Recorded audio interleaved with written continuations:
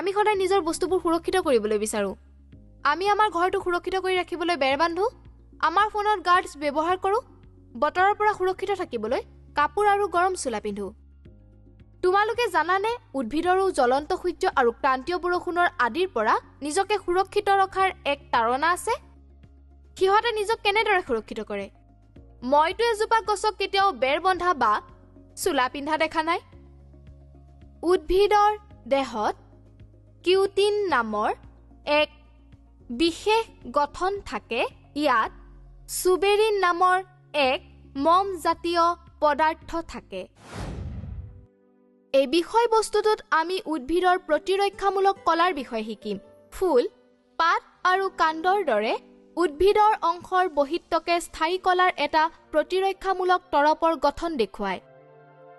এই তৰপটো এককোষীয়, ডাঠ আৰু কিউটিনেৰে গঠিত পাতল আৱৰণ কিউটিকলৰ দ্বাৰা আবৃত।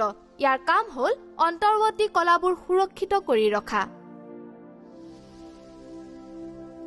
শিপা আৰু কাণ্ড পুৰণি হোৱাৰ লগে লগে আমি দেখো যে বহিস্থকৰ কাষত কৰ্ক কেম্বিয়ামৰ এটা তৰপ আছে। কৰ্ক কেম্বিয়ামে বেদ গুণন কৰে আৰু এটা বিশিষ্ট তৰপ হিচাপে পৰিগণিত হয়। এই প্ৰতিৰক্ষা তৰপটোক কৰ্ক বুলি কোৱা হয়। কৰ্ক কোষবোৰত কোনো খালী ঠাই নোহোৱাকৈ দৃঢ়ভাৱে সংযোগ হৈ থাকে আৰু চুবেৰিন নামৰ এটা পদাৰ্থৰ দ্বাৰা ডাঠ হয়। এইবোৰ মৃত কোষ। এই তৰপে পানীৰ ক্ষতি বাধা দিয়ে আৰু কাণ্ডৰ বেদ বৃদ্ধিত সহযোগিতা কৰে। সাৰাংশ: বহিস্থক কিউটিনৰ দ্বাৰা আবৃত হৈ থাকে, যিয়ে কোষক সুৰক্ষা প্ৰদান কৰে। শিপা আৰু কাণ্ড যেতিয়া পুৰণি হয়, প্ৰান্তীয় অঞ্চলত থকা কলাবোৰ কৰ্ক তৰপ গঠন কৰিবলৈ বিভাজিত হয়। এইবোৰ মৃত কোষ আৰু ইয়াৰ কোষ মধ্যৱৰ্তী স্থান নাথাকে।